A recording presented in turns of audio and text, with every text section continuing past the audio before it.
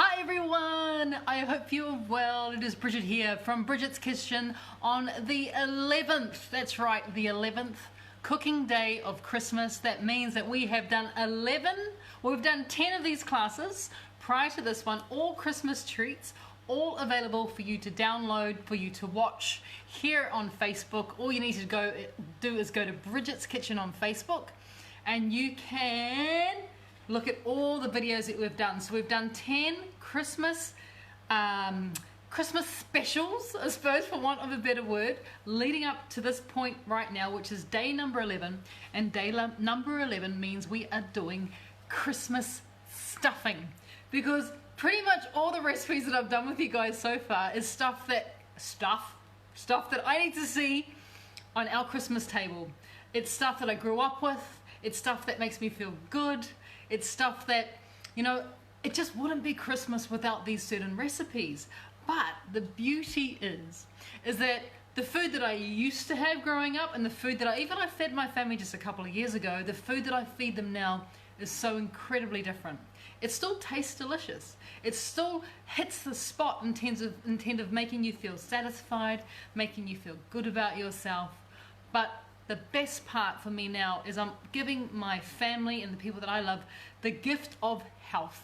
So all the recipes that you guys know that you see here, and hello to everyone joining me. We've got Barbara coming in from Tauranga. Hey Tracy, hope you are well as well. And thank you Tracy. Tracy has offered so kindly to come and be my kitchen assistant at our Newcastle cooking class, which is happening on the 4th of January, and it's nearly sold out. I released it a couple of hours ago. It's nearly sold out.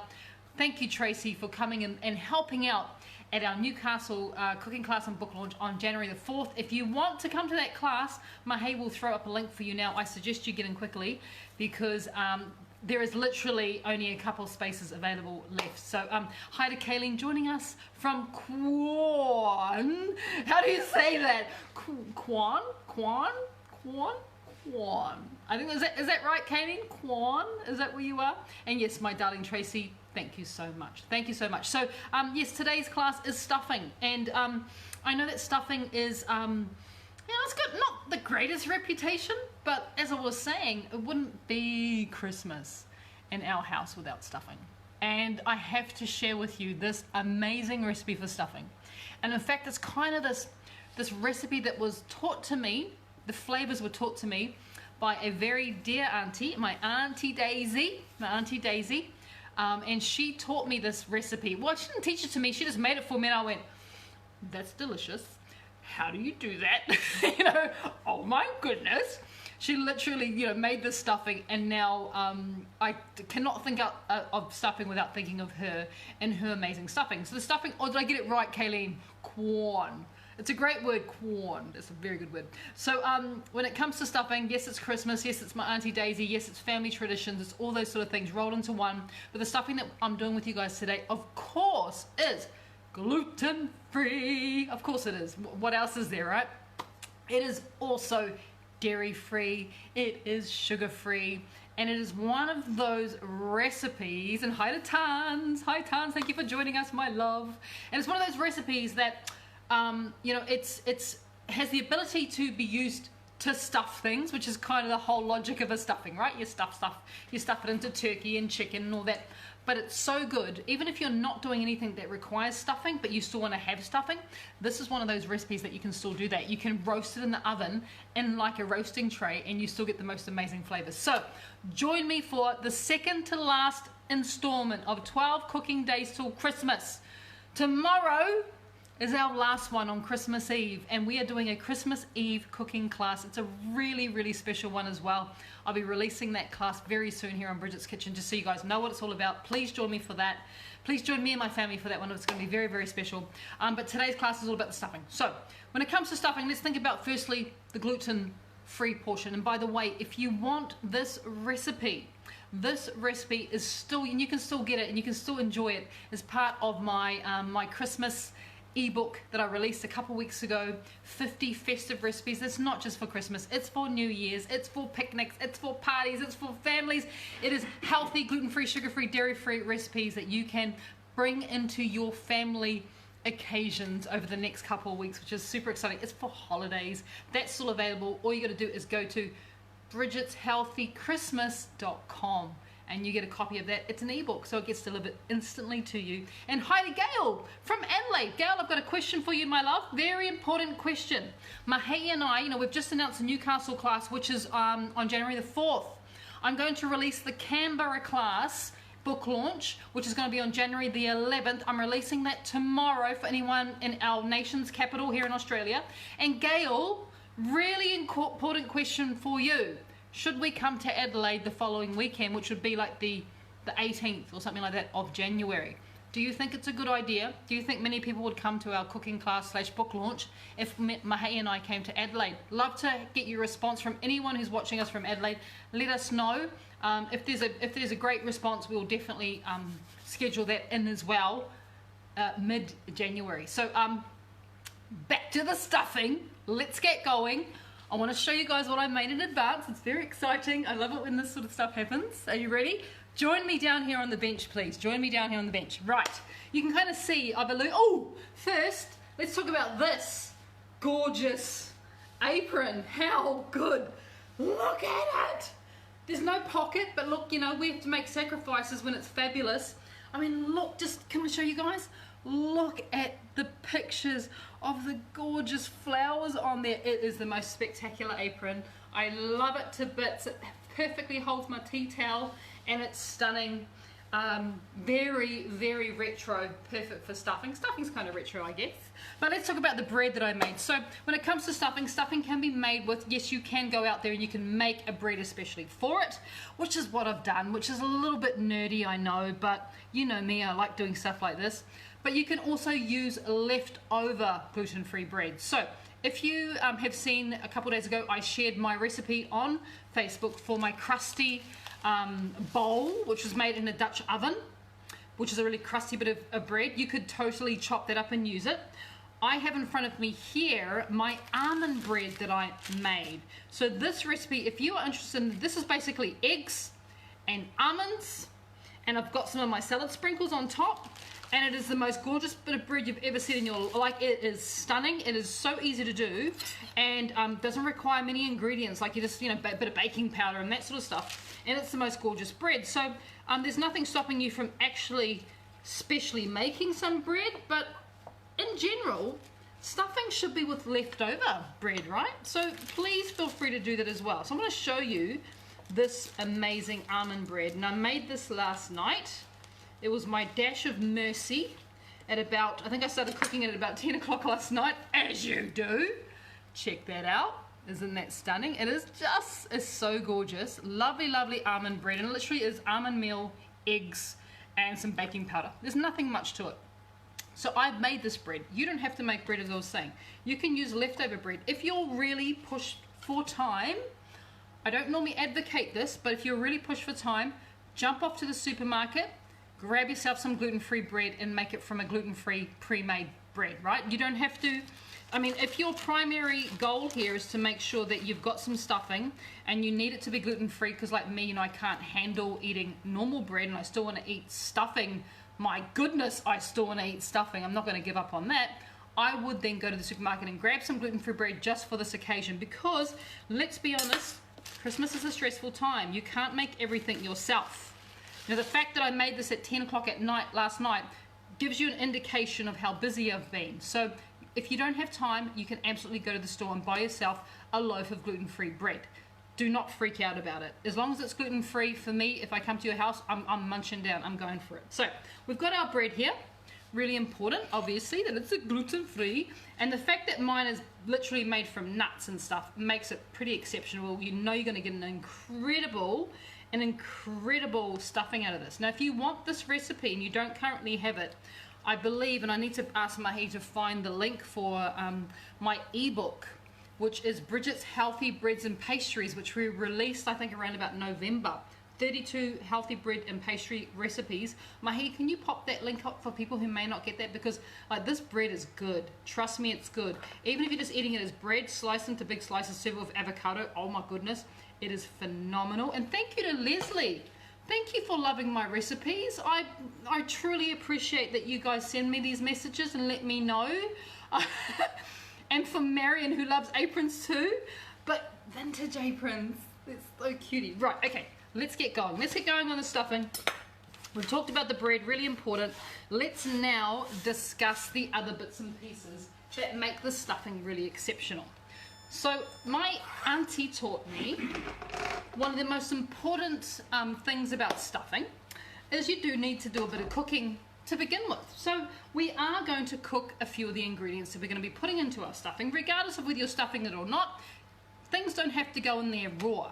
We can cook them a little bit, not too much, but when we cook them we're adding flavour. So I have here, you saw it was kind of hanging on the edge of the video, I have here my sticky sauce, still hot.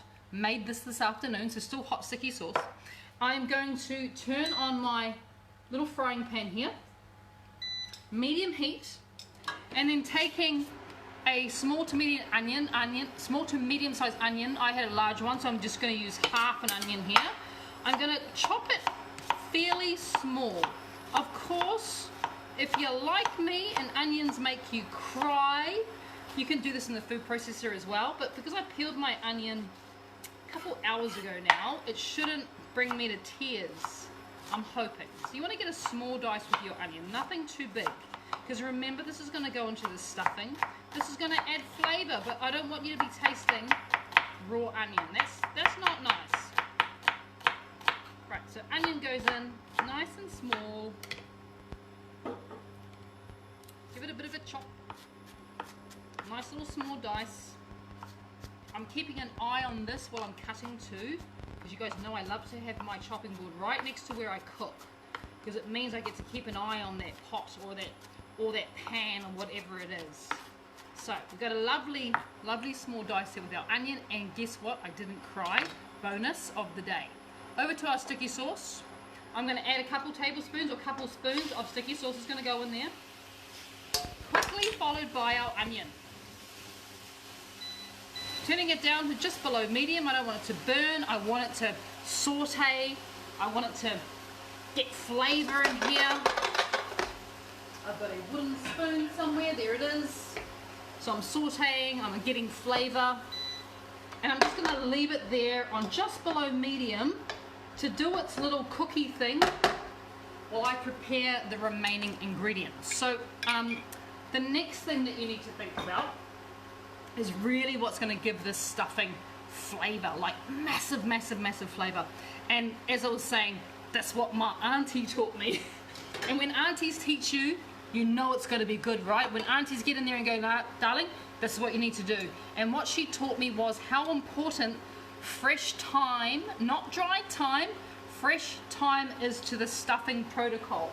And I know I used a big word, but this is literally a protocol that I'm teaching you, and you will not go wrong with this. So I'm just going to stir, just, you know, not all the time, just every now and then.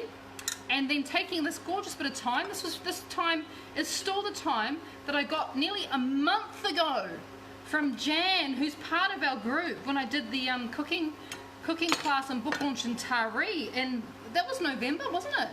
So nearly a month ago, and look at Jan's thyme. Look at her thyme, it's still incredible. It's still, because that just goes to show you, if that was like store-bought, that would never have lasted nearly a month. Yes, I have kept it in the fridge, and yes, I have had it wrapped in a tea towel that I've dampened every 3 to 4 days, but that's the only thing I've done. And look at this thyme. So you need to add quite a bit of thyme, and yes, it does need to be fresh. That is really, really important. Turn it down a little bit more. Stirring, occasional stirring. And the best way to get your thyme off the stalk is, I'll show you very slowly. So hold it there. I'll hold it up there at the top.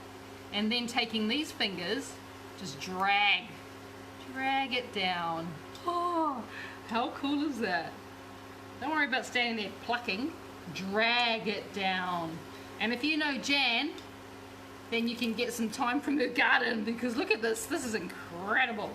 So I'm still doing thyme because this is, apart from the gluten-free bread, this is the most important element of this dish.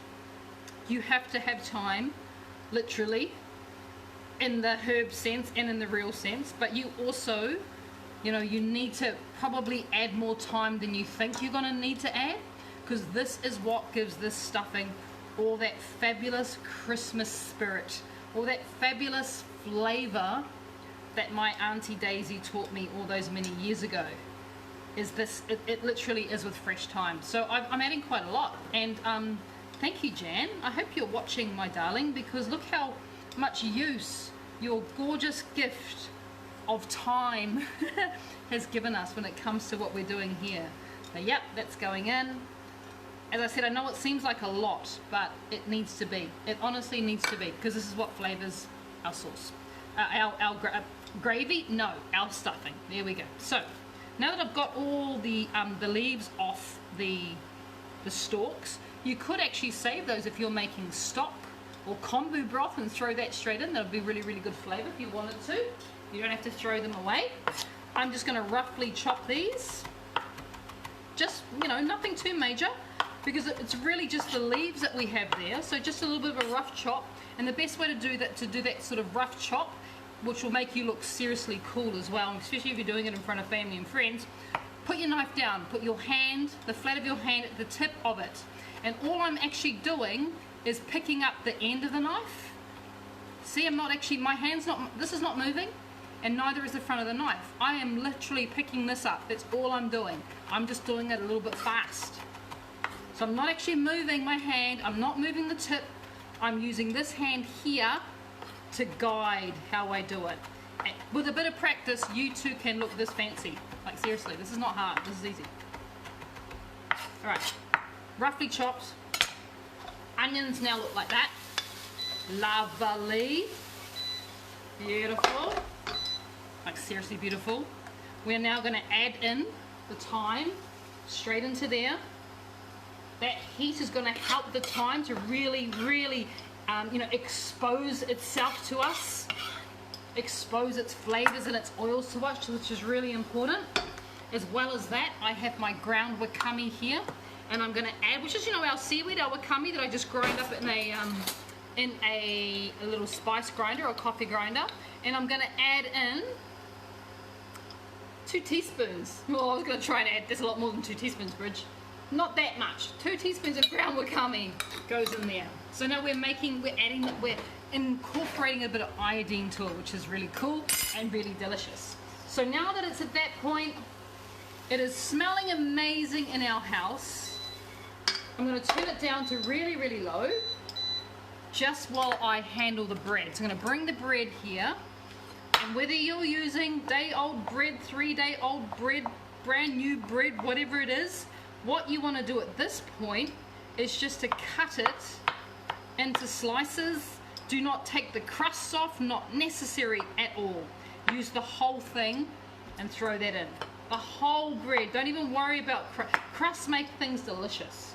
So don't even concern yourself with taking off crusts.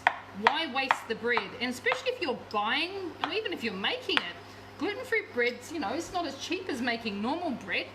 Don't waste it. Like, just put all the stuff in.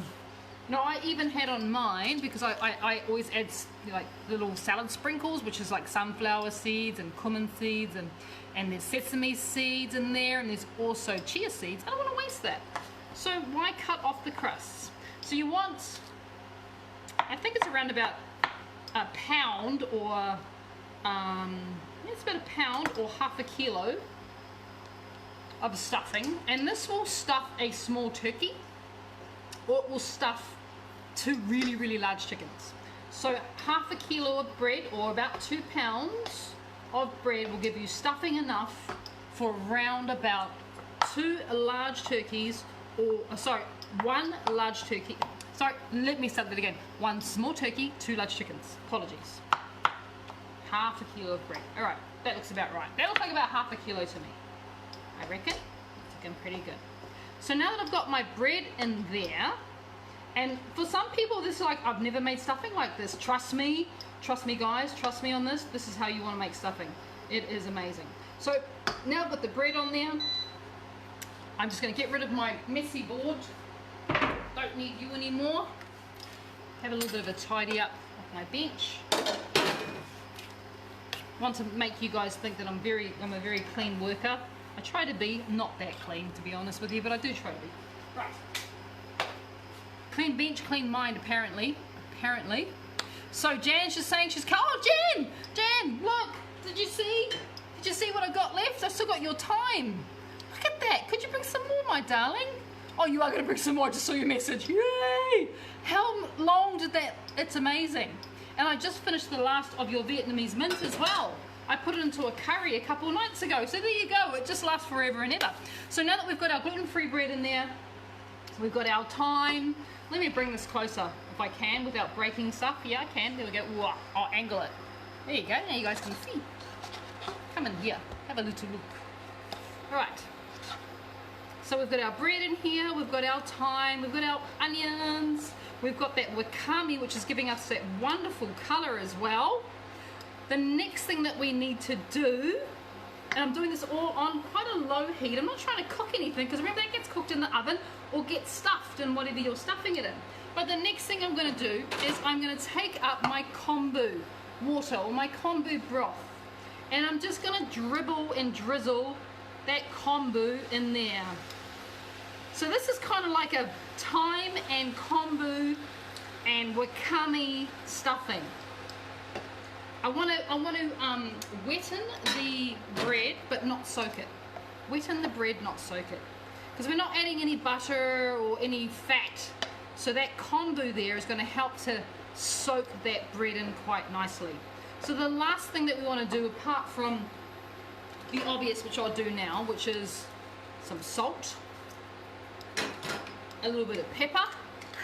I found my grinder. See this pepper grinder? I've had this for years, and I found it in the garage today. I don't know why I'd done with it. It was completely empty of pepper, but this pepper grinder, this red pepper, I've had it for years. I finally found it again. I must have packed it a couple of years ago to do an event, and I never unpacked it because it was in a crate waiting for me. So a bit of pepper. This is a Peugeot, by the way. This is such an amazing pepper grinder. So pepper goes in there, and the very last thing that we want to do is grate in a zucchini. That is going to be our vegetable components. So I was just chopping off the ends. So one large zucchini gets grated in there, and I suggest you use the large holes of the grater, not the small one, because it will get too thin and it would be quite watery. So I'm using the large grater there. We're doing this all over a medium to low heat. And this, if I wish you guys were here to smell what's going on in this pan, it is really quite divine. And it definitely comes from that amazing bread, that wonderful thyme from Jan's thyme. Thank you for your time, Jan. I really appreciated it. It's just wonderful. And then that bit of wakame, and we get just the most delicious and wonderful stuffing. If you've never made stuffing with zucchini, give it a try. It's fabulous. So at this stage now, that bit of a stir, bit of a mix, turn that guy off, don't need him anymore. What you would do now is you would take the stuffing mixture, maybe let it cool a little bit, it might burn your hands, and you would use it to stuff something.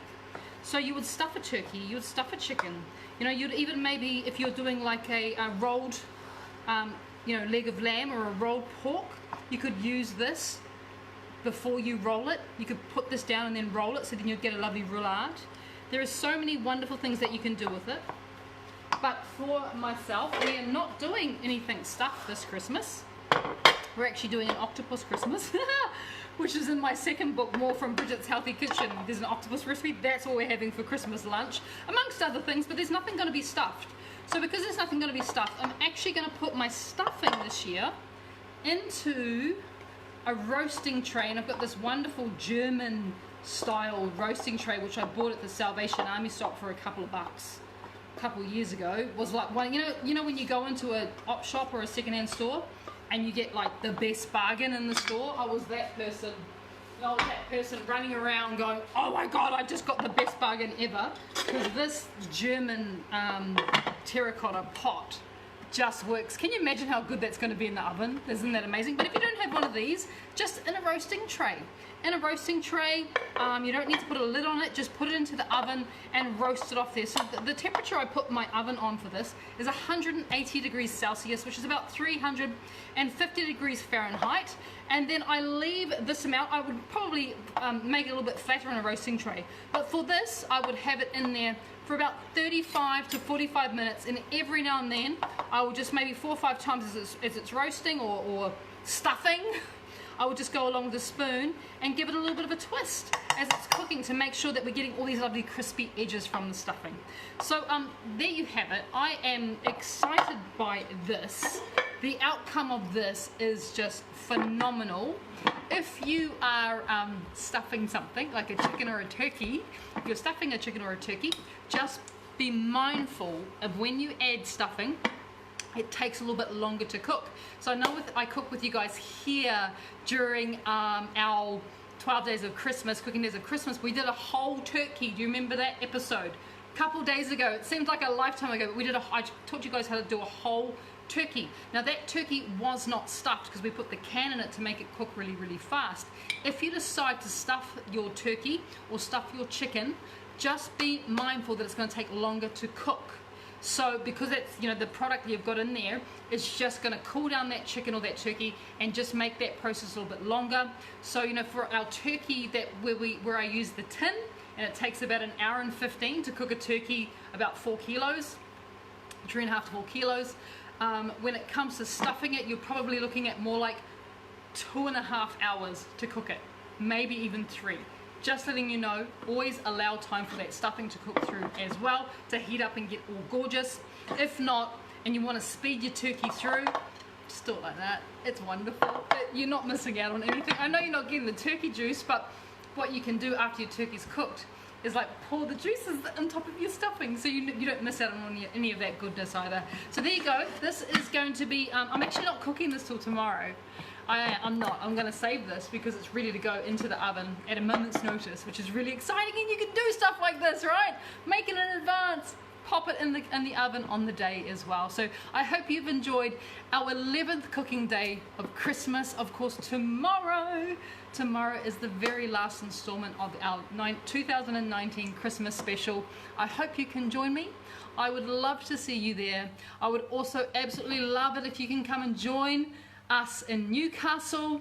The event has gone live January the 4th. I'll be releasing Canberra tomorrow, which is January the 11th. We're going to be in Canberra, which is a Saturday. And also we're looking at, if anyone wants us to come to Adelaide, please let us know. Even send us a message. Let me know that you want us to come to Canberra, and if there's enough interest, we will absolutely come down your way, South Australia. Please say there's enough interest, because I love South Australia. So I hope you enjoyed today's session.